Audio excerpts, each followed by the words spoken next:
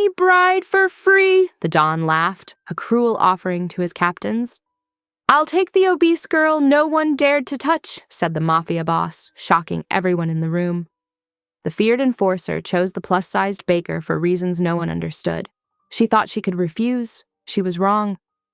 You can run from me, but you can't run from this world, he tells her after saving her from rival thugs. The only choice is whether you'll survive it, with me. Forced to live under his protection, she discovers the scars beneath his suits match the ones on his soul. As bullets fly and passion ignites, a terrible truth emerges. The man who now protects her is the same one who destroyed her family years ago. But nothing is what it seems in this dangerous game. When both become targets, secrets buried for years explode into the open. Will his darkest sin destroy their chance at love, or will the truth about her parents' deaths become the key to their survival? Through the ornate ballroom's gilded doors, the setting sun cast long shadows across marble floors, transforming crystal chandeliers into prisms of amber and gold. Don Salvatore's estate buzzed with lethal elegance, men in tailored suits concealing weapons, women draped in designer gowns and careful smiles, the air thick with cologne, perfume, and unspoken threats. Valentina Romano kept her head down, focusing on arranging delicate sugar flowers across her towering display of Italian cream cakes and chocolate-dipped cannoli. Her capable hands moved with precision despite their slight tremor. She'd delivered to the Don's events before, but tonight felt different. More dangerous, more wolves in sheep's clothing than usual. Gentlemen. Don Salvatore's voice cut through the murmur of conversation. He stood on the curved marble staircase, commanding attention with nothing more than his presence. Tonight, we celebrate tradition. Every 5 years, I offer my most loyal captains the chance to strengthen our family bonds through marriage. His smile didn't reach his eyes. Any unmarried woman in our territory is eligible. Consider it my gift to you. No negotiations, no bride price. Choose freely. Valentina's fingers fumbled with the sugar rose. She'd heard whispers about these ceremonies, but never witnessed one. The thought of women being claimed like prizes made her stomach turn. In the darkest corner of the room, Dante Ricci observed. His gunmetal gray eyes missed nothing.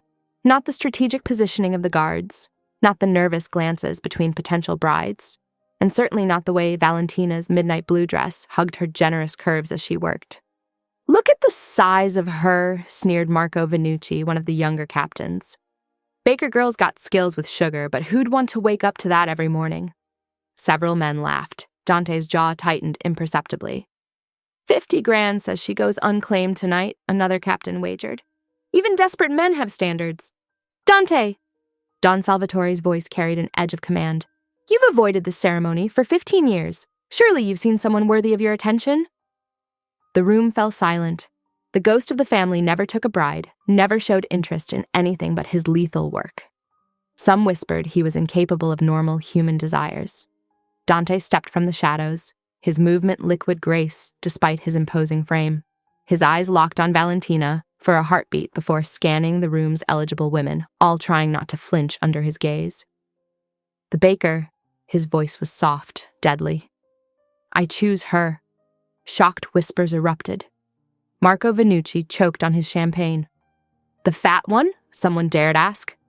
Dante's head turned with predatory slowness. I'll take the obese girl no one dared to touch. Each word dropped like ice into the sudden silence. Unless someone objects. No one did. Even Don Salvatore looked momentarily startled before masking it with a practiced smile. Hours later, Valentina stood in her empty bakery, unaware her life had changed forever. Through his car window, Dante watched her routine, checking locks, adjusting displays for tomorrow, scratching notes in her order book under the warm glow of vintage pendant lights. She moved with an unconscious grace that belied her size, comfortable in her own skin despite society's cruelty. Her dark hair fell in waves past her shoulders as she bent to arrange tomorrow's fresh bread baskets. Dante's fingers drummed once on his steering wheel, the only outward sign of his internal debate. He'd chosen her for multiple reasons, none of which he was ready to examine too closely. Partly to save her from worse options, partly to spite those who mocked her, partly because of old guilt he couldn't quite bury. But there was something else, something in the quiet dignity with which she handled prejudice, the strength it took to build a successful business alone after her parents' death, a death he'd caused on Don Salvatore's orders, though she didn't know that. Through his windshield, he watched her pause at the register, tucking a stray curl behind her ear. She smiled at something, probably planning tomorrow's specials. That smile hit him like a physical blow. When was the last time anyone smiled with such genuine joy in his presence? Tomorrow, he'd have to tell her. Have to watch that smile fade when she learned her fate. Have to explain that in their world, the Don's word was law, and she was now bound to the most feared man in the organization. For now, though, he simply watched, memorizing this last moment of her freedom, adding it to his mental file of debts he could never repay. His phone buzzed, probably the Don wanting confirmation of when he'd claim his bride. Dante ignored it, his eyes never leaving Valentina as she gathered her purse and coat. Even these simple movements held a grace that fascinated him, no wasted motion, no apology for the space she occupied. He'd chosen well, even if she would hate him for it. Better his protection than leaving her vulnerable to the other captain's growing interest in her profitable business. Better a quick, clean claiming than waiting for someone worse to notice her. At least that's what he told himself as she flipped off the lights, unaware of the predator's eyes following her every move. Unaware that by this time tomorrow, her life would never be the same. The morning sun streamed through Romano's Dolce's front windows, casting warm light across displays of fresh cornetti and sfogliatelle. Valentina hummed as she arranged chocolate-dipped cannoli, each shell perfectly crisp, just as her father had taught her. The familiar scent of butter, sugar, and coffee wrapped around her like a comforting hug. Perfect is worth the extra time, piccola. Her father's voice echoed in her memory as she adjusted a pastry's position by mere millimeters. The morning routine grounded her, even as bills piled up in her office drawer. The bell above the door chimed, bringing Mrs. Marino's daily criticism right on schedule. "You should try my daughter's new diet plan," she said, eyeing Valentina's curves while ordering her usual espresso. "It's working wonders for her," Valentina maintained her professional smile. "The usual almond biscotti with that?" The older woman nodded, already fishing out complaints about yesterday's cannoli being too sweet. 10 years of running the bakery solo had taught Valentina to let the jabs roll off her back. After Mrs. Marino left, Valentina checked her accounting books. The numbers weren't terrible, but they weren't great either. 3 wedding cake orders had canceled last month after meeting her in person. Their excuses varied, but their sideways glances at her size said everything. "We built this place on quality, not appearances," she reminded herself, her mother's favorite saying. The memory of her parents' sudden death in that car accident still ached, but their lessons kept her going. She'd somehow managed culinary school and kept the bakery afloat even when the bank threatened foreclosure. Mysterious, anonymous deposits had saved her then. She still wondered about that guardian angel. The bell chimed again at exactly 10 a.m. Valentina looked up from her books and froze. The man filling her doorway seemed to absorb all the warmth from the room. Tall, broad-shouldered, dressed in an expertly tailored charcoal suit that did nothing to hide his dangerous build. Dark eyes surveyed the space with clinical precision before settling on her. Something about that gaze sent chills down her spine. "Valentina Romano." His voice was soft, controlled. Not a question. She straightened behind the counter. "Yes. How can I help you?" "Dante Ricci." He approached with fluid grace that seemed impossible for his size. "We need to discuss your new arrangement." "Arrangement?" She frowned. "I don't remember making any arrangements." "Last night at Don Salvatore's estate." His expression remained impassive. "You've been selected as my bride." Valentina stared for a moment before barking out a laugh. "Right. Good one. Did Joey from the pizzeria put you up to this?" "This is not a joke." That soft voice carried absolute certainty. Her laughter died as she really looked at him. The perfect stillness of his stance, the subtle bulge of a shoulder holster under that expensive jacket, the complete lack of humor in those dark eyes. "I deliver desserts. I'm not part of that world." She gestured vaguely. "There must be some mistake." "There's no mistake. The Don's bride selection ceremony occurs every 5 years. Any unmarried woman in his territory is eligible. I chose you." "Chose me." Heat flooded her cheeks.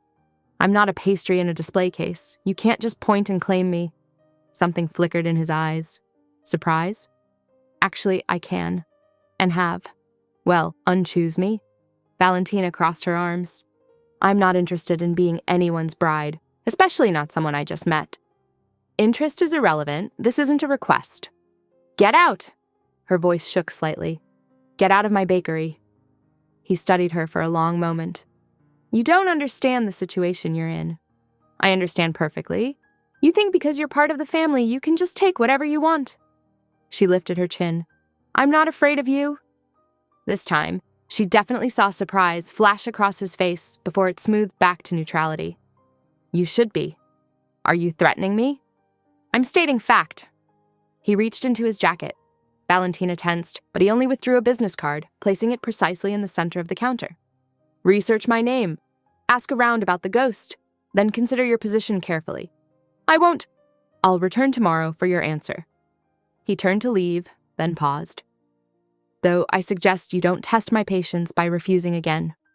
The bell chimed with his exit. Valentina's legs gave out, and she sank onto her stool, heart pounding.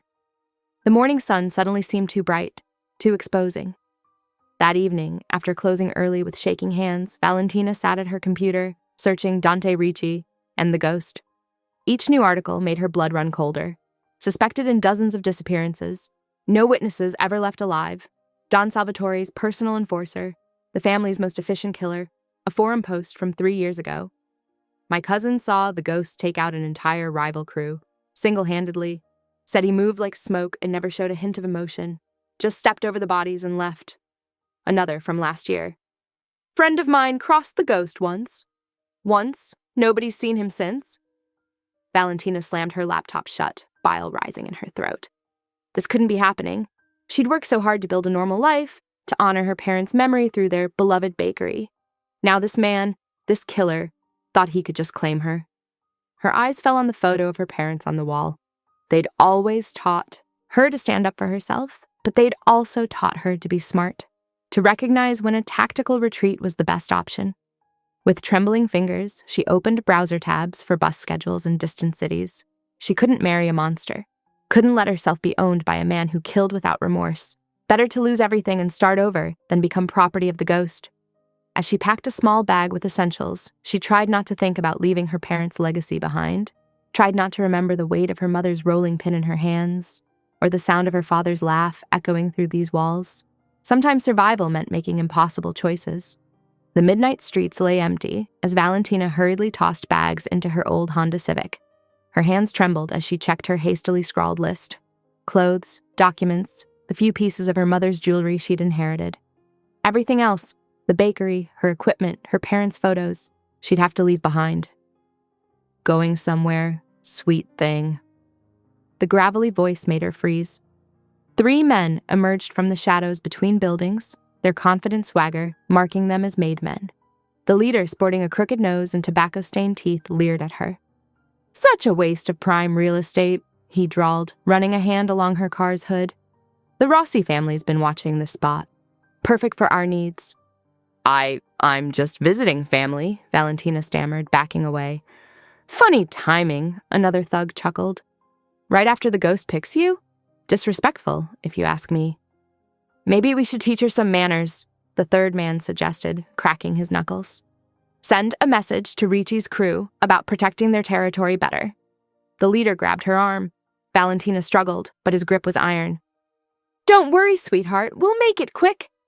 A shadow detached itself from the darkness. One moment the leader was grinning, the next, he was on the ground, neck bent at an impossible angle. Dante moved like liquid smoke, each motion precise and economical. The second man reached for his gun but never touched it. Dante's knife found his throat with surgical accuracy. The third attacker managed to fire once, the shot echoing through the empty street, before Dante disarmed him with a brutal twist that shattered his wrist. Please, the man whimpered. I didn't know she was yours. You knew. Dante's voice remained conversational even as he pressed the man's own gun to his temple. You simply didn't care. The gunshot was deafening in the confined space. Valentina couldn't move, couldn't breathe. 3 bodies lay cooling on the pavement, and Dante hadn't even wrinkled his suit. He turned to her, wiping the knife blade clean with a handkerchief before tucking it away. This is what happens in our world, he said quietly. The Rossis have been pushing boundaries for months. They saw you alone, vulnerable, an easy target. I'm not part of your world, she whispered. You were born into it. Your parents' deaths weren't an accident. The words hit like a physical blow. What? The bakery's location, the protection money your father paid, the random health inspections when payments were late, all of it connected to our world. You've never been free of it. You've just been lucky enough to survive on the edges until now. Valentina's legs gave out. She sank against her car, mind reeling. My parents, they told me they were just small business owners. They tried to protect you from the truth, but ignorance won't keep you safe anymore. Dante stepped closer, his presence overwhelming. You can run, but they'll find you. Every family has networks, informants. The only question is whether you'll face this world alone or with someone powerful enough to protect you. With you mean? Bitterness crept into her voice. The man who just killed 3 people without blinking. Yes. No pretense, no justification.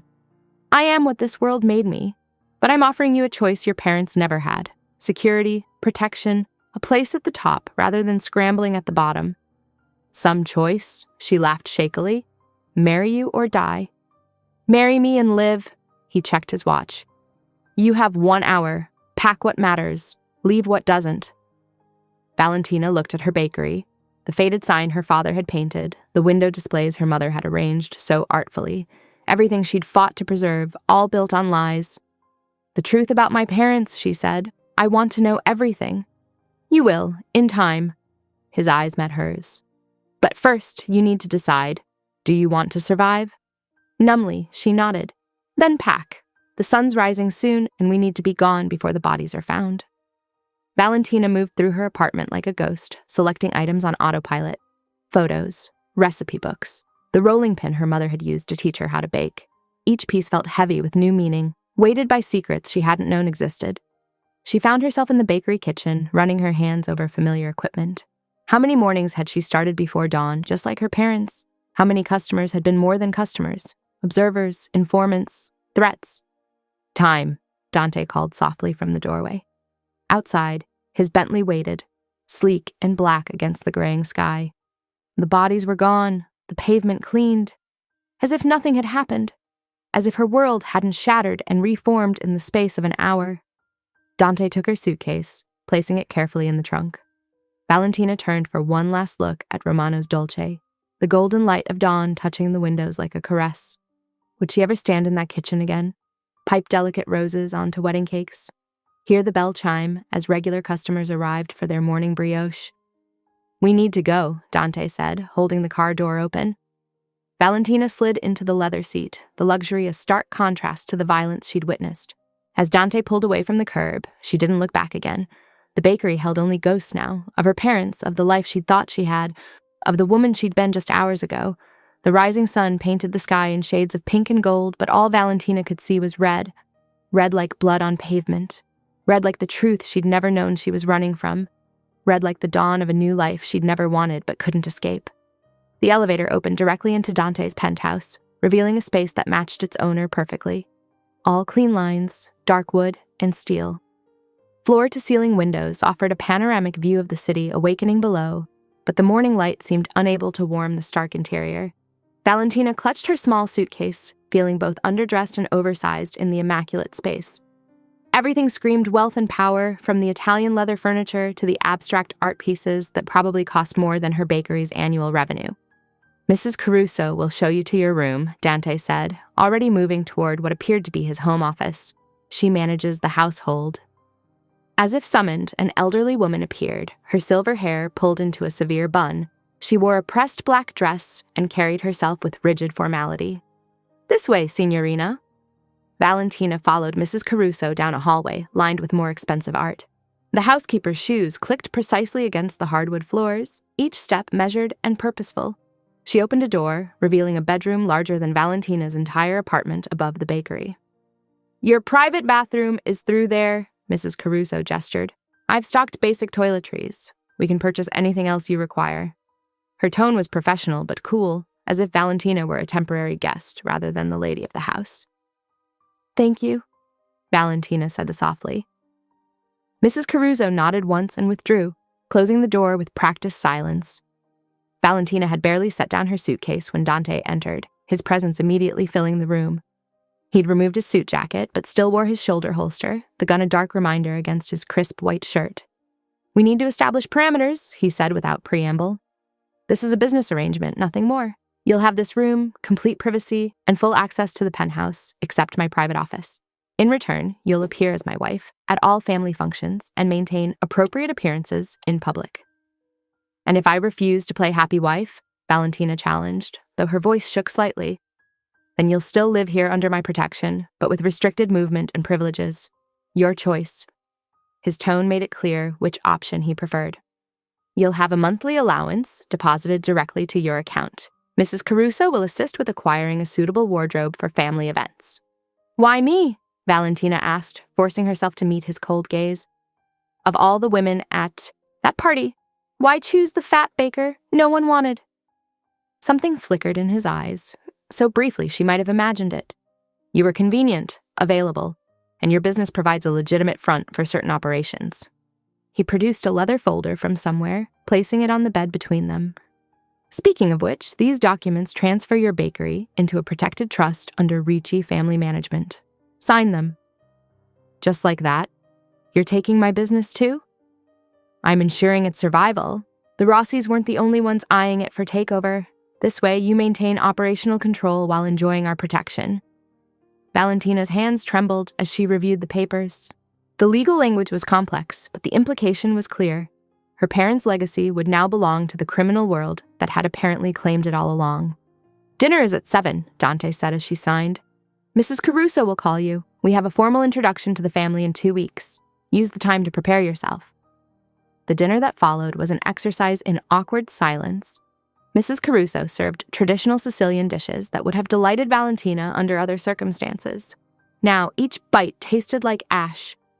The family celebration, Dante said eventually, will be at Don Salvatore's estate. You'll be expected to conduct yourself with appropriate dignity. No outbursts, no challenges to authority, no embarrassing displays. You mean no showing that this is a sham marriage? Valentina stabbed at her pasta. Don't worry, I can pretend as well as anyone. This isn't a game, he warned. These people aren't like your regular customers. One wrong word, one misplaced gesture, and what? They'll kill me? Like those men tonight? The fork clattered against her plate. Or like my parents? Dante's expression didn't change, but his knuckles whitened around his wine glass. Mrs. Caruso will help you prepare. Learn from her. The rest of the meal passed in tense silence. As soon as possible, Valentina retreated to her room, the enormity of her situation finally crashing over her. The bed was too soft, the sheets too smooth, the pillow too perfect as she pressed her face into it, trying to muffle her sobs. Through the wall, in his office, Dante sat reviewing security protocols for Romano's Dolce. Camera placements, patrol schedules, background checks for all employees. His pen moved mechanically across the papers, but his attention kept straying to the quiet sounds of distress from the next room. His face remained impassive as he worked, betraying nothing of his thoughts. Only his occasional pauses, head tilted slightly toward the shared wall, suggested he heard anything at all. Each muffled cry seemed to hang in the air between them, filling the space with unspoken weight. Mrs. Caruso appeared silently with his evening coffee, her eyes darting between him and the wall. She set the cup down with practiced care, hesitated as if to speak, then thought better of it. As she withdrew, another sob filtered through, softer now, but no less raw. Dante returned to his paperwork, his pen never faltering, but his eyes remained fixed on the same line, reading and rereading words that held no meaning against the sound of Valentina's grief. The morning sun filtered through Romano's Dolce's windows as Valentina tied her apron with practiced ease. 3 days of living in Dante's sterile penthouse had left her craving the comfort of flour-dusted counters and the sweet scent of vanilla. The negotiation for this return hadn't been easy. Dante's jaw had tightened when she demanded to resume work, his refusal immediate until she'd pointed out that an abandoned bakery would raise more questions than a working one. Fine, he'd conceded after an hour of back and forth, but with conditions.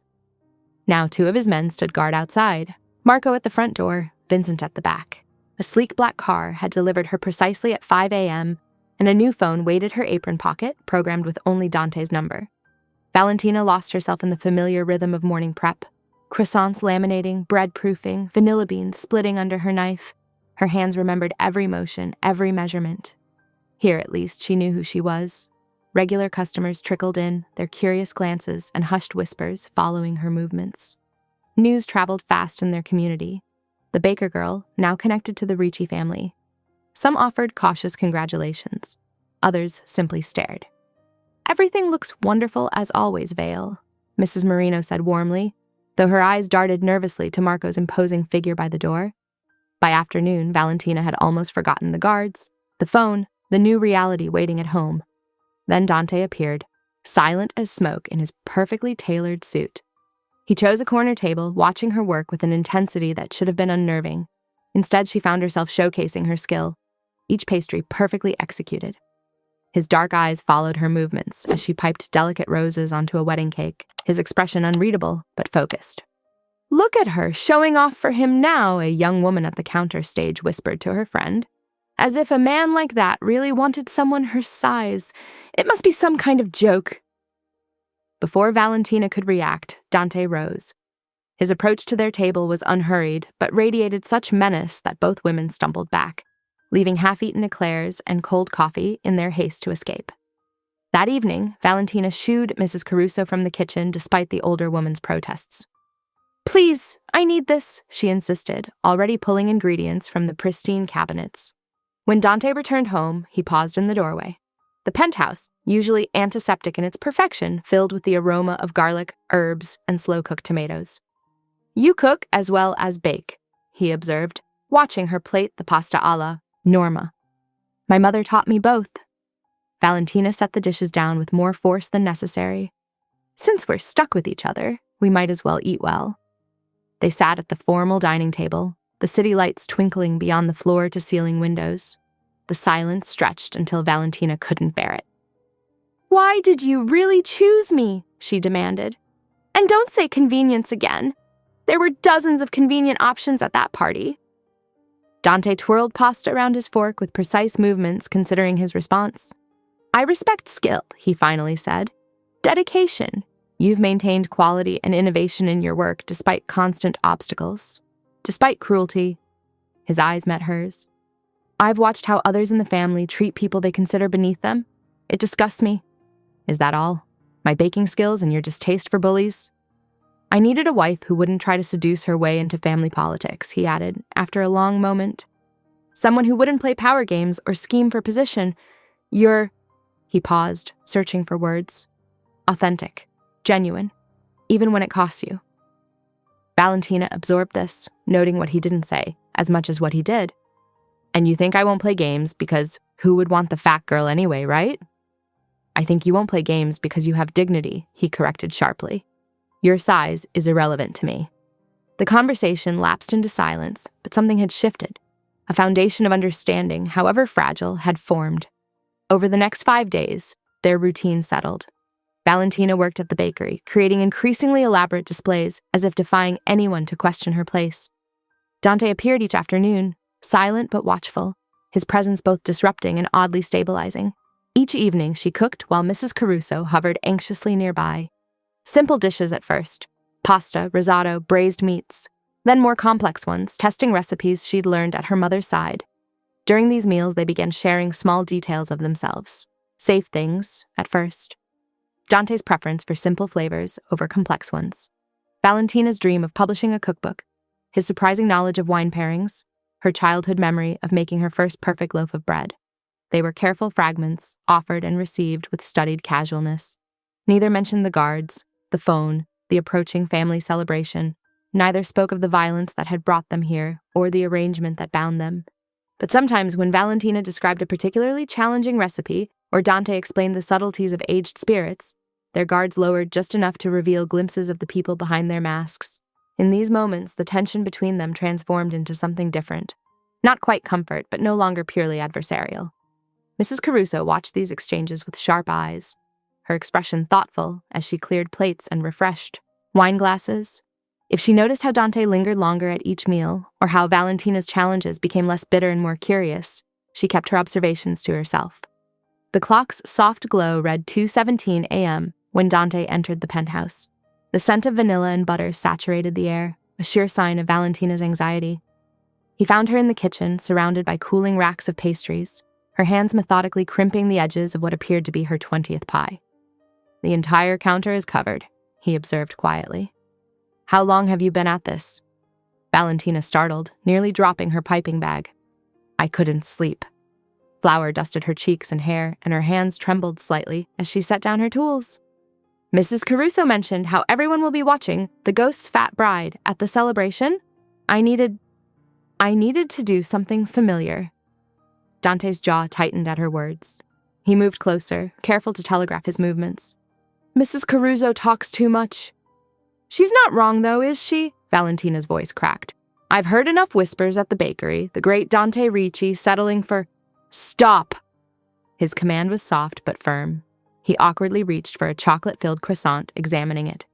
Your work is precise, perfect ratios, clean execution, like everything you create. He took a bite, chewing thoughtfully. The family's opinion is irrelevant. You're under my protection now. Protection isn't the same as respect. No, he agreed, but respect can be earned or enforced. His slight emphasis on the last word carried clear meaning. The next morning, Dante arranged for a stylist to visit the penthouse. Valentina braced herself for the usual humiliation, the barely concealed disdain, the suggestions to try shapeless black sacks, the implications that she should hide rather than shine. Instead, Alessandra arrived with racks of sophisticated designs in rich fabrics and flattering cuts. Mr. Ricci was very specific about the selection, she explained, helping Valentina into a deep burgundy silk that skimmed her curves perfectly. He insisted on pieces that would make you feel confident. Valentina caught Mrs. Caruso's knowing look. Later, she overheard the housekeeper muttering in Italian about how the stylist had received very explicit encouragement regarding her treatment of the new bride.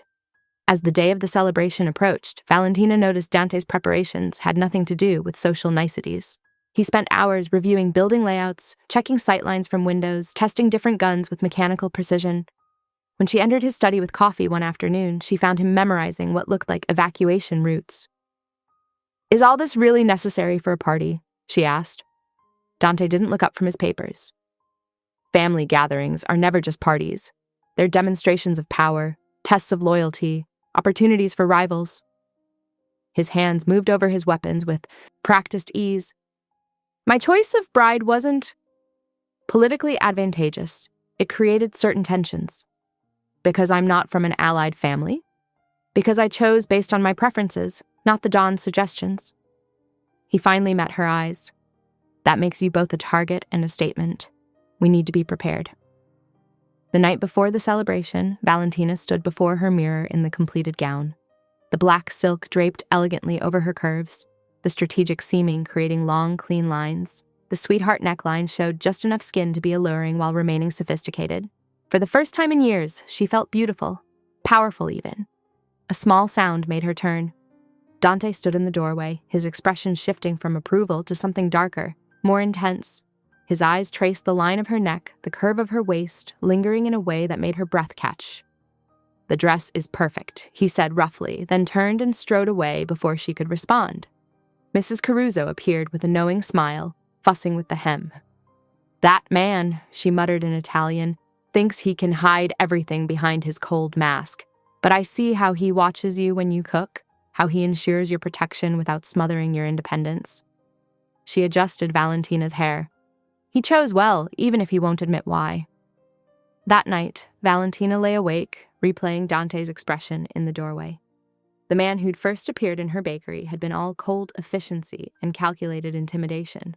But lately she'd glimpsed other versions of him. The quiet appreciation when she baked, the awkward attempts at comfort, the fierce protectiveness that manifested in unexpected ways. Through her wall, she could hear him moving in his study, still preparing for tomorrow's dangers. The sound had become oddly comforting over the past 10 days. Like the meals they shared, the careful conversations, the gradual revelation of the man behind the fearsome reputation. Mrs. Caruso's words echoed in her mind. Perhaps there was more to his choice than convenience or respect for her work. Perhaps... A muffled thud from his room interrupted her thoughts, followed by the familiar sound of him checking his weapons one final time. Tomorrow would test them both. Her ability to stand proud despite judgment, his capacity to protect without destroying. For now, they existed in this strange limbo of growing understanding and unspoken possibilities.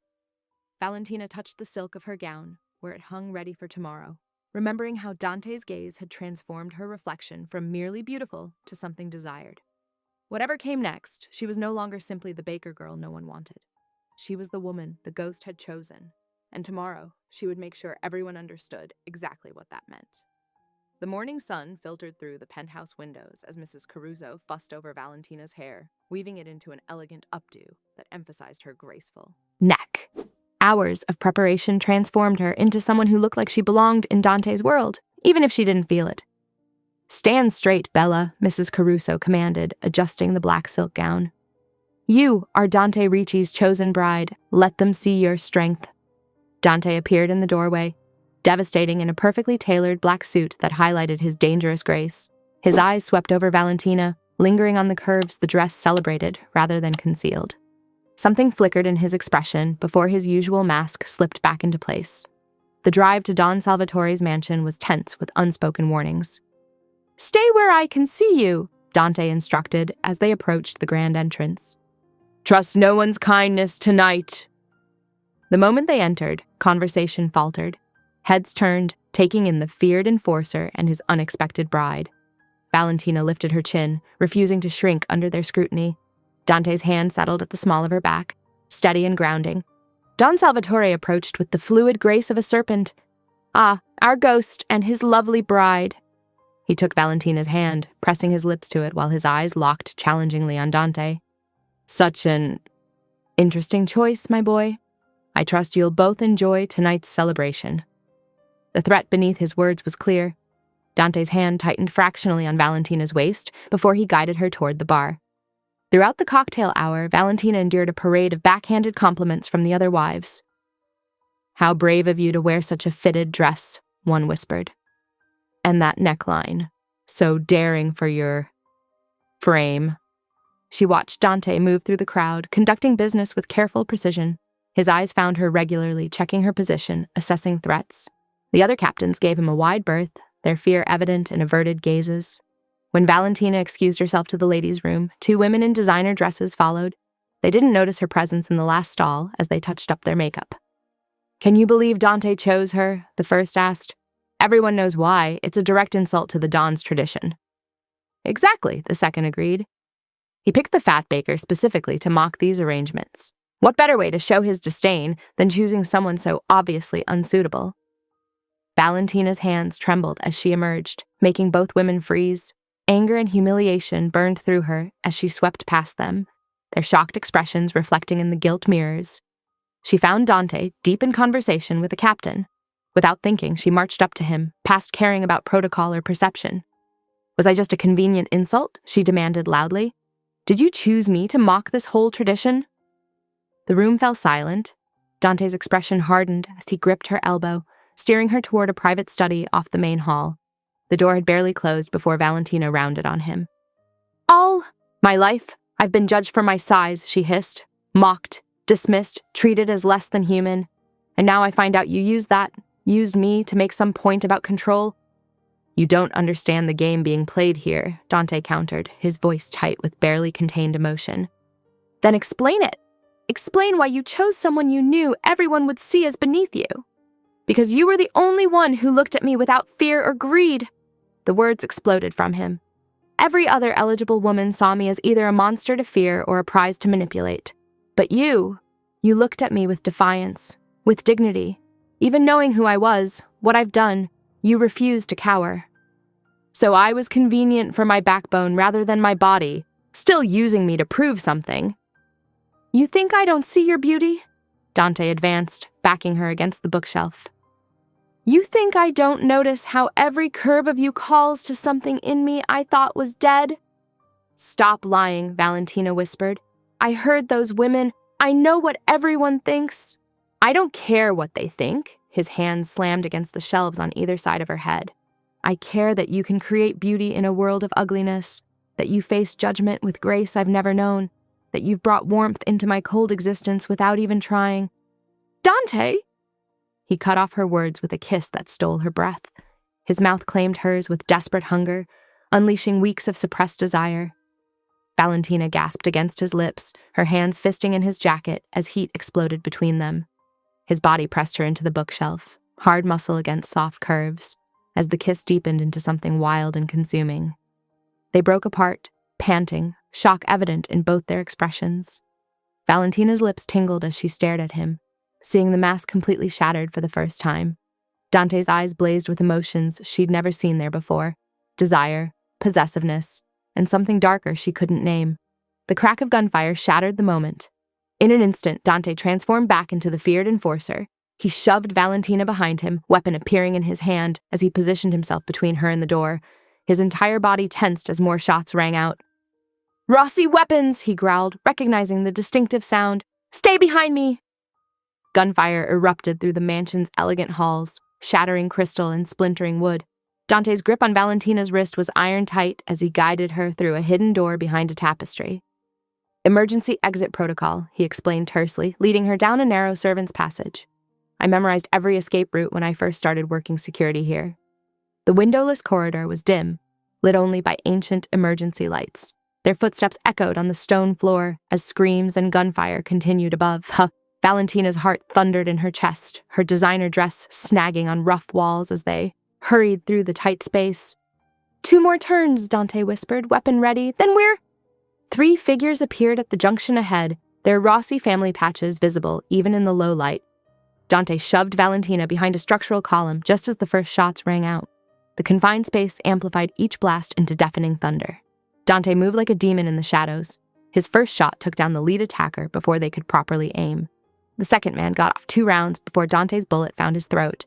But the third shooter had better position, and as Dante twisted to engage him, Valentina saw the muzzle flash. Time seemed to slow. Dante's body jerked as the bullet struck his left shoulder, but he didn't falter. Instead, he used the momentum to complete his turn, firing twice. The last Rossi soldier crumpled.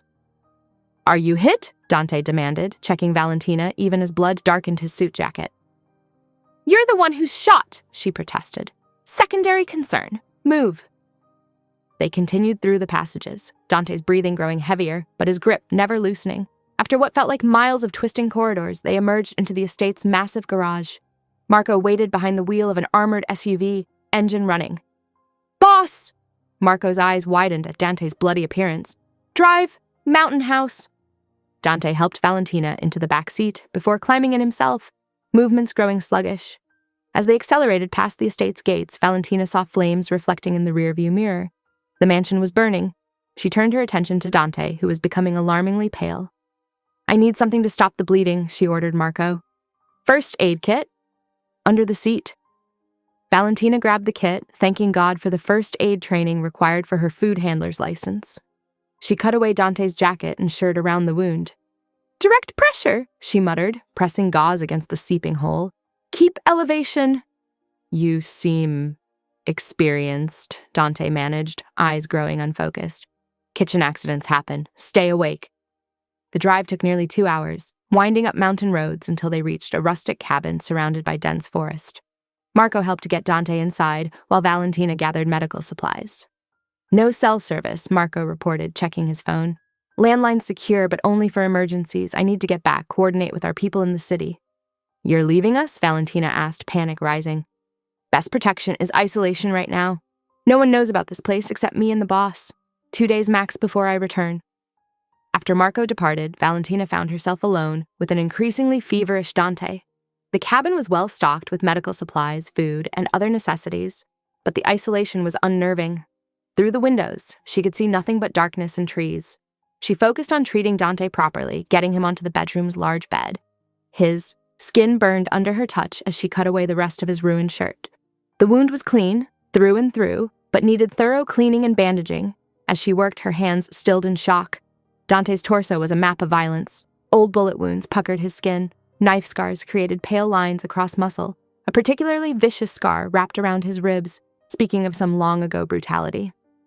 "Your father," Dante mumbled in his fever. "I didn't know. They lied."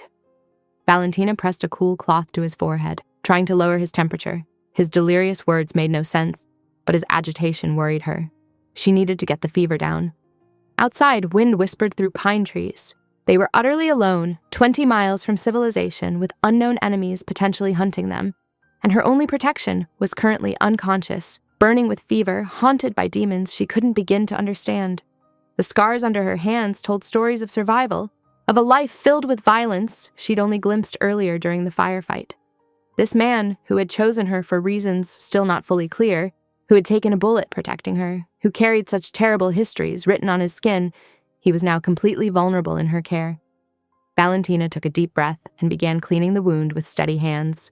Whatever came next, whatever secrets those fever whispers might reveal, she had to keep him alive. She might not fully understand her feelings for Dante, especially after their interrupted moment in the study, but she knew she wasn't ready to lose him. "Stay with me," she whispered, working through the night. "Just stay with me." Dawn crept through the cabin windows, painting golden stripes across Dante's sleeping form. Valentina's fingers trembled as she checked his bandages one final time. The night had been endless, sterilizing tweezers from the medical kit, extracting the bullet, stitching the wound with hands steadier than she'd thought possible. Her culinary precision had served her well, though cooking school hadn't prepared her for surgery. His fever had finally broken around 4 a.m. Now, exhausted but relieved, she watched color return to his face. The cabin's first aid supplies had been extraordinarily comprehensive, almost like someone had prepared for exactly this scenario. When Dante's eyes fluttered open, awareness returned like a switch being flipped. He immediately tried to sit up. "Don't you dare," Valentina warned, pressing his good shoulder down. "You lost a lot of blood." "I'm fine." His voice was rough, but the commanding tone was back. "Status report?" "Status is you're staying in that bed. I didn't spend all night keeping you alive just so you could tear your stitches being stubborn." He scowled, looking almost petulant. "I've had worse." "Congratulations, you're still on bed rest." Throughout the morning, their battle of wills continued. Dante attempted to get up 3 more times, each effort weaker than the last. Valentina caught him trying to check his phone, reach for his gun, and even attempt push-ups one-armed. "For someone called the Ghost, you're remarkably bad at following orders," she muttered, forcing water and antibiotics into him. "I give orders. I don't take them." "You do today." By afternoon, his stubbornness had faded enough to allow her to check his bandages properly. As she worked, her fingers traced an old scar near the fresh wound. "This one looks deep," she said softly. Dante was quiet so long she thought he wouldn't answer. "Knife. Training accident when I was 12. "Training? At 12? His laugh held no humor. The dawn started early, had to make sure his weapon was properly forged. Something in his tone made her pause.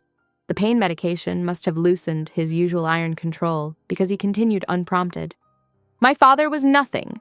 Small-time numbers runner who thought he could skim from the family. I was 10 when they killed him."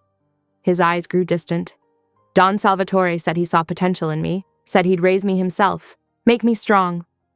Valentina's hand stilled on his shoulder. What did that mean? "Meant learning that weakness gets you killed, emotions get you killed, attachment gets you killed." His words came faster now, like poison finally draining. "Every mistake earned punishment. Every soft feeling earned worse. By 14, I could kill without blinking. By 16, I was his perfect ghost, invisible, lethal, empty." The clinical way he described his systematic destruction made her heart ache. "You were a child." "I was a weapon." His jaw clenched. "Still am." She finished rebandaging in silence, her gentle touches saying what words couldn't. Later, surveying the cabin's limited pantry, she found enough ingredients to attempt dinner. Basic supplies, pasta, canned tomatoes, dried herbs, became something more under her practiced hands. When she brought him a bowl of pasta al pomodoro, Dante froze at the first bite. Something flickered across his face. Recognition? Memory loss? "My mother," he said hoarsely. "She used to. Before." Valentina sat beside him on the bed, close enough to feel his warmth. "Tell me about her." "She sang in the kitchen, always singing." He took another bite, eyes closed. "I'd forgotten." That night, his scream jolted her awake. She found him tangled in sweat-soaked sheets, fighting invisible enemies. Without hesitation, she climbed onto the bed, gathering his shaking form against her. "Shh," she soothed, stroking his hair. "You're safe. I've got you." Gradually, his breathing steadied. His arms wrapped around her waist, face pressed to her neck.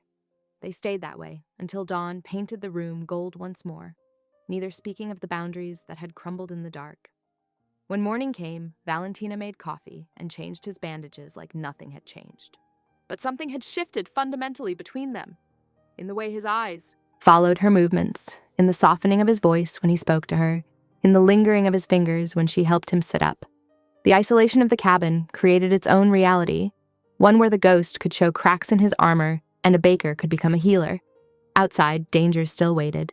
But for now, in this pocket of space and time, they were just a man and a woman, learning each other's scars. As afternoon sun warmed the cabin, Valentina worked in the kitchen while Dante dozed in a chair nearby, his usual vigilance softened by medication and trust. The domesticity of the scene struck her. How natural it felt. How right. This wasn't the marriage of convenience he'd proposed. This was something else entirely, something neither of them had planned for. The sound of birds filled the comfortable silence. Dante's breathing was deep and even, his face peaceful in sleep. Looking at him, Valentina realized the man who'd terrified her in the bakery wasn't the same one who'd revealed his broken pieces in the night. Or maybe he was. Maybe she was just seeing all of him now. The weapon and the wounded boy both. She checked his temperature again, relieved to find it normal. His recovery was progressing well, though he'd need time to regain full strength.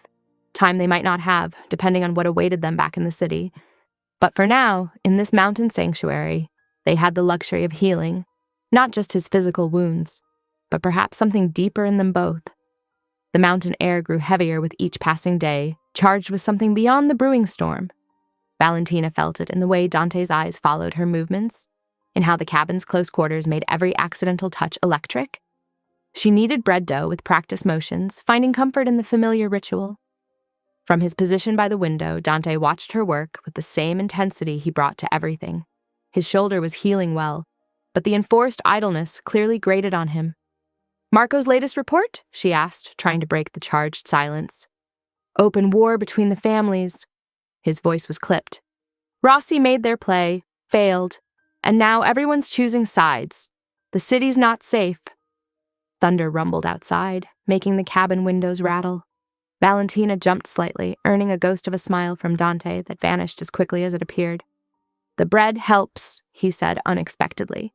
"Reminds me of better times." Before she could respond, the lights flickered and died, plunging them into darkness. Dante moved immediately, silent even with his injury, retrieving emergency candles from a drawer. Warm light soon filled the kitchen, casting everything in soft shadows.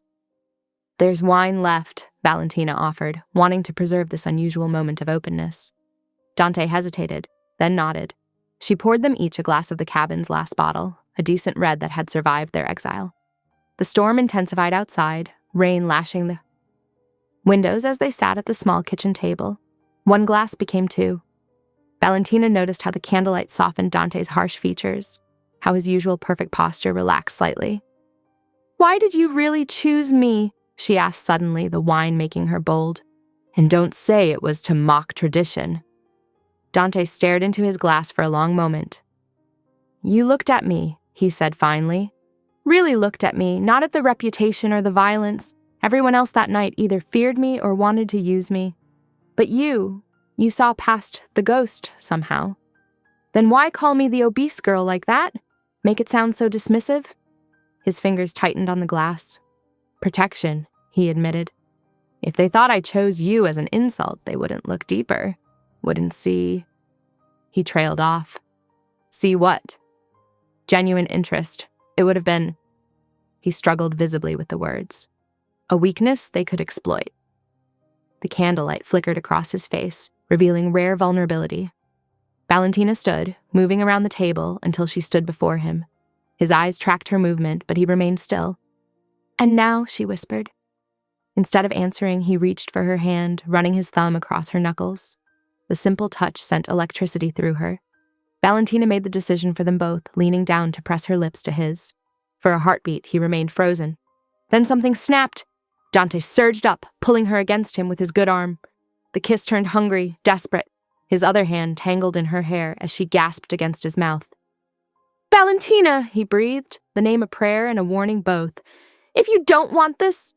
She silenced him with another kiss, pouring 5 days of tension and years of longing into it. His control fractured visibly. They stumbled to his bedroom, unwilling to break contact. Dante's hands shook slightly as he undressed her, treating each revealed inch of skin like a revelation. Where she expected judgment, she found worship. "Beautiful," he murmured against her neck, her breasts, her stomach. So fucking beautiful. His scars were rough under her exploring fingers, making him shudder when she traced them. Every touch drew new sounds from him. This man who'd been trained never to show weakness, now undone by her hands. When he finally entered her, they both gasped. Valentina felt powerful, watching this dangerous man tremble above her. His movements were careful at first, mindful of his healing shoulder, but her encouraging moans drove him to a faster pace. "Look at me," he commanded softly. When their eyes met, something profound passed between them. This wasn't just sex. This was transformation, revelation, rebirth. Thunder crashed outside as they moved together, storm matching their intensity.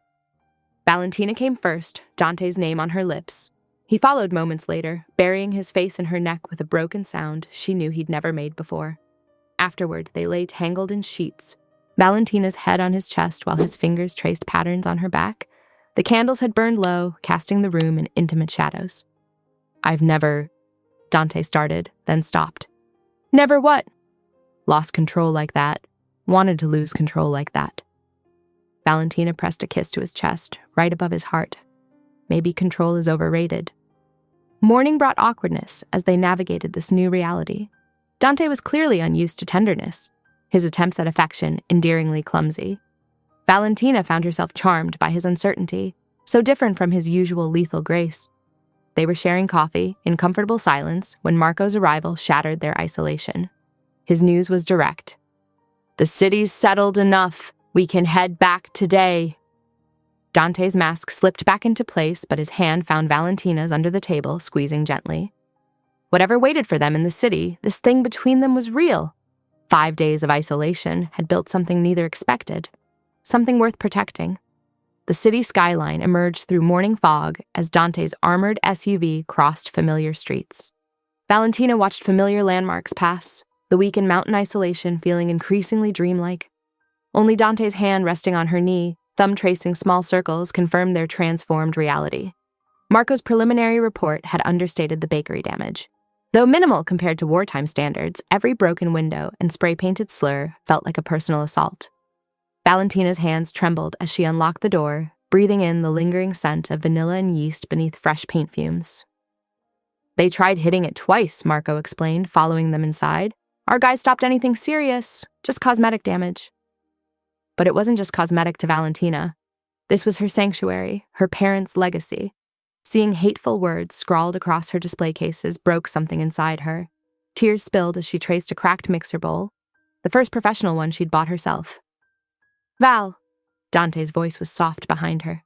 When she turned, he didn't hesitate to pull her into his arms, right there in the middle of her vandalized shop. His men averted their eyes, unused to seeing their feared boss display such open tenderness. "It's not just the bakery," she whispered against his chest. "Everything's changed so fast." "I know." His arms tightened fractionally. "But we'll fix this, all of it." By noon, the windows were replaced and surfaces scrubbed clean. Word spread quickly about Dante's public display of affection. The fearsome ghost, openly comforting his plus-sized bride, challenged every assumption about their arrangement. Rather than retreat to family territory for afternoon business, Dante claimed the corner table near the kitchen.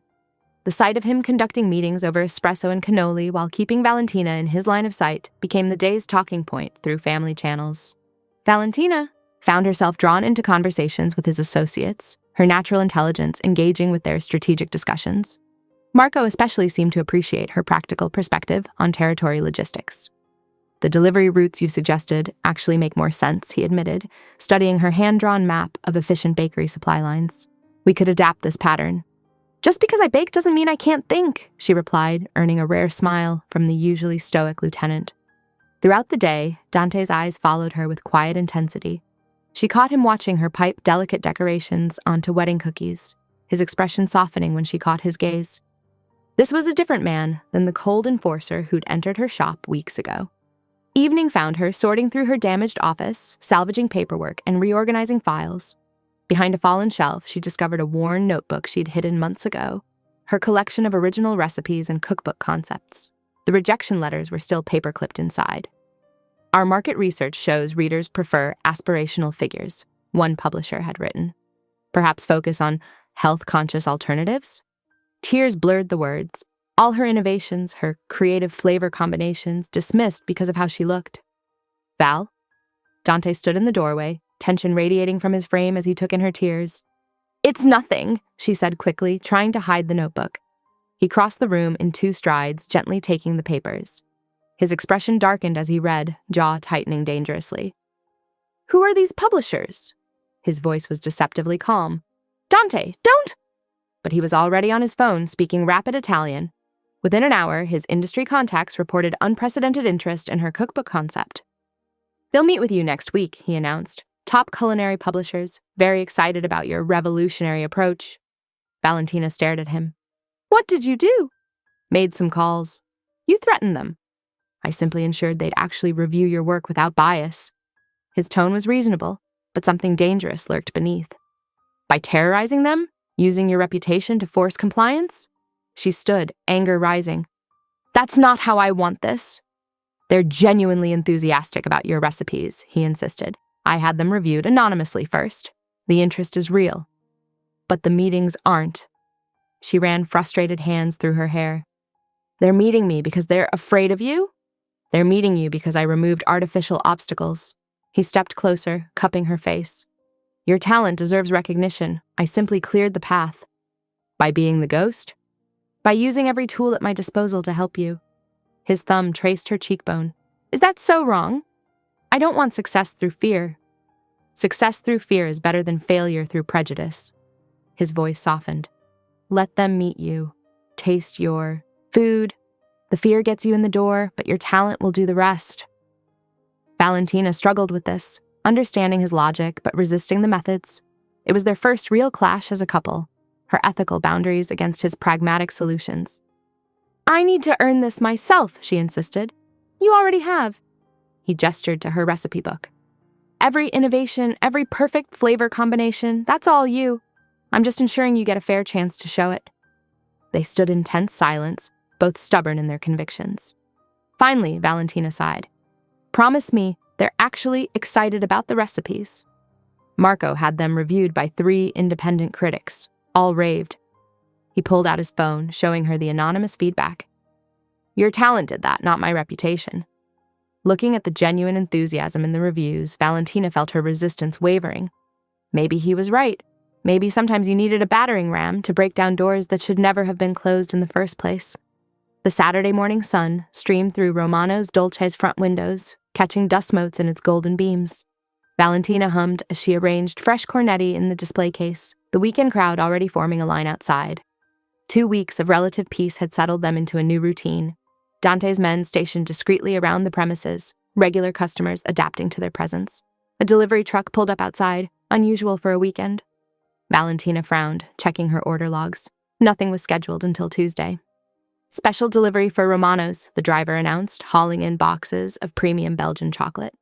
"Compliments of a new supplier." Something felt off. Valentina had built relationships with all her suppliers over years. New ones didn't appear unannounced, especially not with premium products. She opened the first box, examining the chocolate blocks. The surface seemed slightly different, a faint, powdery residue that shouldn't be there. Years of working with fine ingredients had honed her attention to detail. "Marco," she called quietly to Dante's lieutenant, who was positioned near the kitchen door.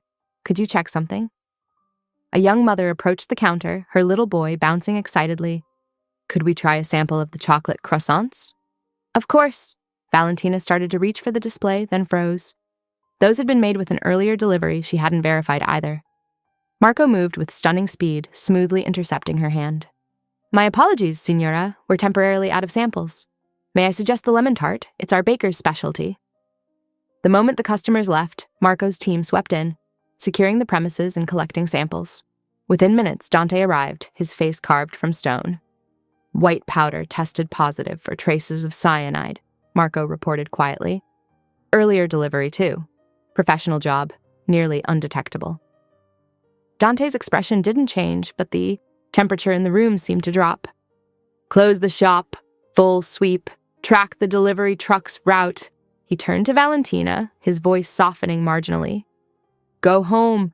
Take Giuseppe and Antonio with you." "Dante!" "Please."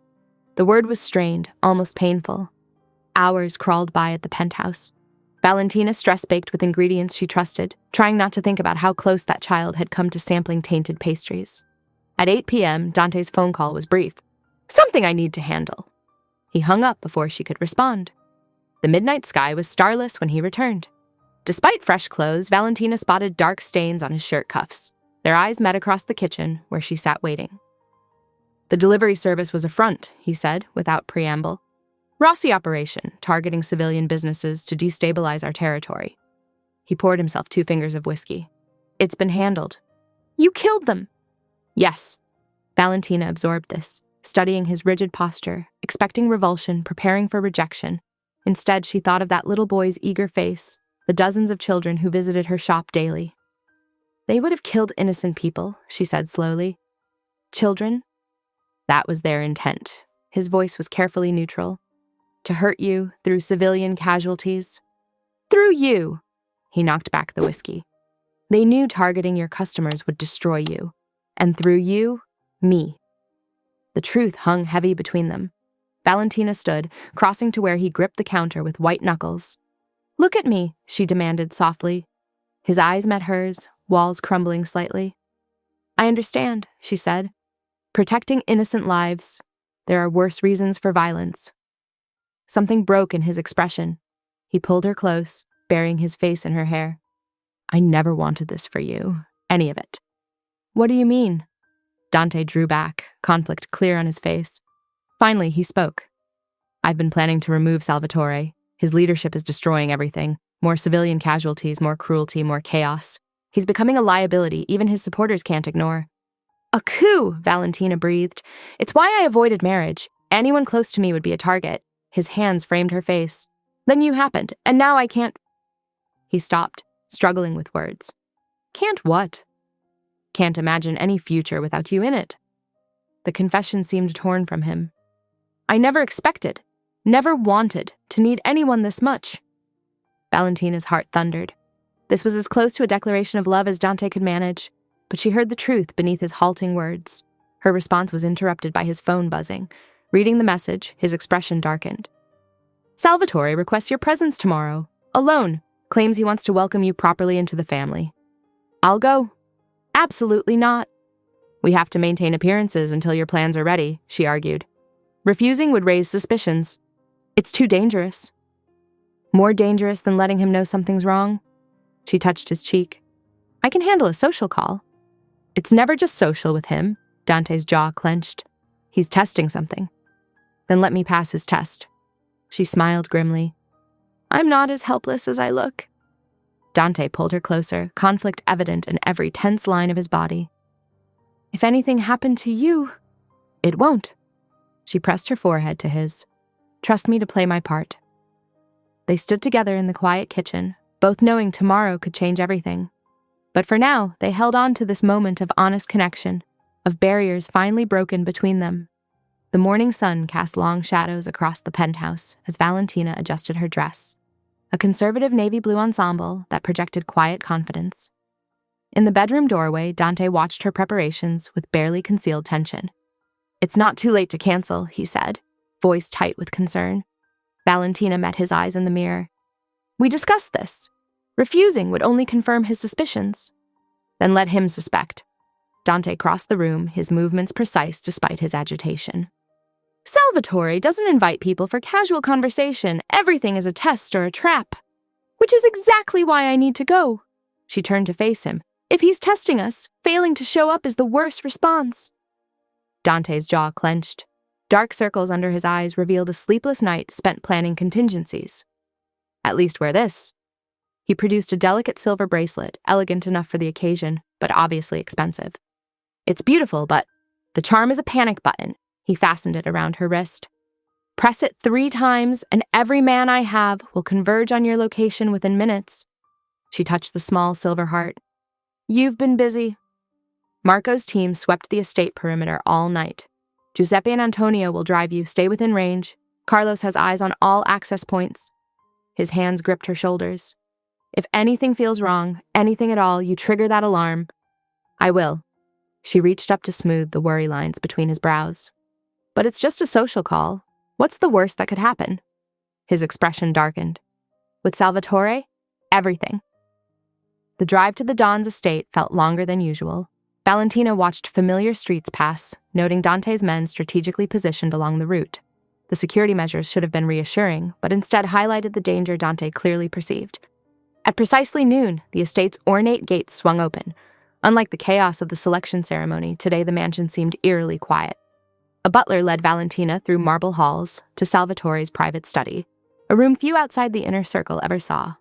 The Don rose from behind his massive desk, all grandfatherly charm. "My dear girl, welcome to the family properly at last. Thank you for having me, Don Salvatore." She accepted his kiss on both cheeks, noting how his smile never reached his eyes. "Please, sit. Tea? Or perhaps something stronger." Tea would be lovely. He poured himself scotch, settling into a leather armchair. "I must say, you've had quite an effect on our Dante. I've never seen him so involved with anyone. He's been very kind to me." "Kind?" Salvatore chuckled. "Now there's a word I never expected to hear associated with the ghost. Tell me, has he softened in other ways too?" The probing question carried weighted undertones. Valentina sipped her tea carefully. "He remains dedicated to his responsibilities." "Does he?" Salvatore studied her. "Interesting you phrase it that way. Almost like you know about those responsibilities." "I know enough." "Do you?" His friendly mask slipped slightly. "Do you know about his planned betrayal, for instance?" Valentina's cup froze halfway to her lips. "Oh yes, I know all about his little coup preparations." Salvatore's voice hardened. "Just as I know many things about you, my dear, including the truth about your parents' tragic accident." Ice spread through Valentina's veins. "What about my parents?" "They were FBI informants," he said casually, or at least, that's what I told Dante when I ordered him to eliminate them. The teacup clattered against its saucer. "You're lying." "Am I?" He opened a drawer, removing a folder. "These might interest you." Photos spilled across the desk, surveillance images of her parents, official documents, the original hit order with Dante's signature, details only the killer would know. "He chose you at the ceremony because of guilt," Salvatore continued. "My perfect weapon developed a conscience. Love made him weak." He leaned forward. "So, I'm offering you a choice. Leave him. Leave all of this, with enough money to start fresh anywhere. Or stay, knowing you share a bed with your parents' murderer." Valentina stared at the evidence, mind reeling. "Why tell me this?" "Because I need my ghost back. Love is making him vulnerable, dangerous." Salvatore smiled coldly. "Breaking his heart will return him to what he's meant to be." The drive home passed in a blur. By late afternoon, Valentina burst into the penthouse, finding Dante at his desk. "Did you kill my parents?" He looked up slowly, face unreadable. "Yes." The simple admission shattered something inside her. "How could you?" "Salvatore told me they were informants. I believed him." Dante's voice was hollow. "I didn't question orders then." "And then you chose me? What kind of sick game?" "I investigated you before the ceremony, knew exactly who you were." He met her eyes. After your parents, I made sure you kept the bakery, paid for culinary school anonymously." "Why not just leave me alone?" "Seeing you there that night." He struggled visibly. It felt like fate, a chance to protect instead of destroy. Valentina moved numbly toward their bedroom, pulling out a suitcase. Dante watched from the doorway as she packed, making no move to stop her. "You deserve better than me," he said quietly. "But you should know, I've loved you since before you knew I existed. Watched over you for years, out of guilt at first, then obsession." Tears blurred Valentina's vision as she wheeled the suitcase toward the door. Every step felt like walking through quicksand, emotion making her movements jerky and uncertain. The explosion hit without warning. The blast wave threw them both to the floor as windows shattered and alarms began to wail. Through a haze of dust and pain, Valentina regained consciousness. Her head throbbed, and every breath sent sharp stabs through her ribs.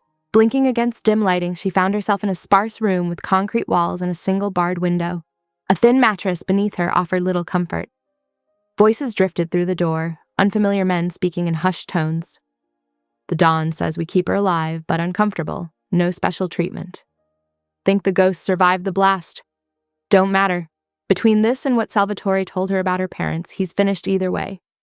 Valentina's mind raced despite her pounding headache. She was in enemy territory, a Russi safe house, based on their accents and allegiances. But why would Salvatore work with his enemies? More fragments of conversation filtered through as guards changed shifts. Smart play by Salvatore, using the girl as leverage. 2 birds, 1 stone, Ghost's woman gives us control, and together we take him out before his coup. Hours passed as Valentina assessed her situation. 2 bruised ribs, various cuts, but nothing broken. The room had 1 door, 1 window, minimal furniture. Guards rotated every 4 hours. They brought water but no food. When a guard finally opened her door around dinner time, Valentina projected careful meekness. "Please, I could help cook something. For everyone. It would help pass the time." The guard sneered. "Think we're stupid enough to give you kitchen access?" "I'm just a baker," she said softly. "What could I possibly do? And wouldn't real food be better than takeout?" After discussion with his superiors, they agreed, with heavy supervision. The kitchen became her workspace and intelligence-gathering center. Every meal preparation revealed new information through overheard conversations. Meanwhile, across the city, Dante emerged from the explosion's wreckage with a dislocated shoulder and severe lacerations. Medical treatment was swift but tense, his cold rage making even hardened soldiers nervous. "Find her," he ordered from his secondary safe house, voice deadly quiet. "Turn over every stone, burn down the whole city if you have to." When confirmation came that the Rossis had Valentina, Dante's tactical mind briefly warred with primal fury. Strategy lost. For the first time in his career, emotion drove his planning. On Valentina's second day of captivity, the kitchen routine continued. As she prepared dinner for a meeting of Russi leadership, she caught fragments of crucial information. Salvatore arrives tonight to finalize the hit. Ghost won't survive till morning. During a brief, unsupervised moment while soup simmered, Valentina discovered an unlocked office. Inside, scattered files revealed the truth about her parents. No FBI connections, just small business owners who refused to sell their property for Salvatore's money laundering operation. The Don had fabricated everything, manipulating Dante then and her now. Her hands trembled with rage as she returned to the kitchen, but rage could fuel strategy. While preparing the evening meal, she accidentally spilled soup, creating smoke. In the confusion, she slipped sleeping medication from the first aid cabinet into the guards' portions. As her diversions took effect, the compound erupted in chaos. Dante's assault team breached the perimeter simultaneously, their timing coincidentally perfect. Valentina armed herself with a heavy chef's knife and moved through the confusion toward voices in the main office. There she found Salvatore, meeting with the Rossi patriarch, both men startled by her entrance. The Don recovered quickly, reaching for his weapon. Valentina was faster, her knife drawing blood as she forced him back. "You manipulated everyone," she spat. "My parents weren't informants. They just wouldn't play your game." "You don't understand the bigger picture," Salvatore sneered, though fear showed in his eyes. "Everything I did was necessary." "Necessary? Using Dante as your weapon? Making him kill innocent people to keep him controlled through guilt?" The door burst open as Dante finally fought his way to her location. He froze at the tableau. Valentina holding his former mentor at knife point, blade already bloodied from a defensive slash across Salvatore's chest. "Please," the Don wheezed. "Have mercy." Before either could respond, another figure entered, a man Valentina hadn't seen since childhood. Her godfather Marcus, who she now realized wore a FBI badge. "I've been building this case for years," he said quietly. "Now I can offer you both a way out. Witness protection, new identities, a real future. All you have to do is testify." Dante and Valentina locked eyes across the room. Years of manipulation and pain hanging between them, but also possibility. A chance at something new.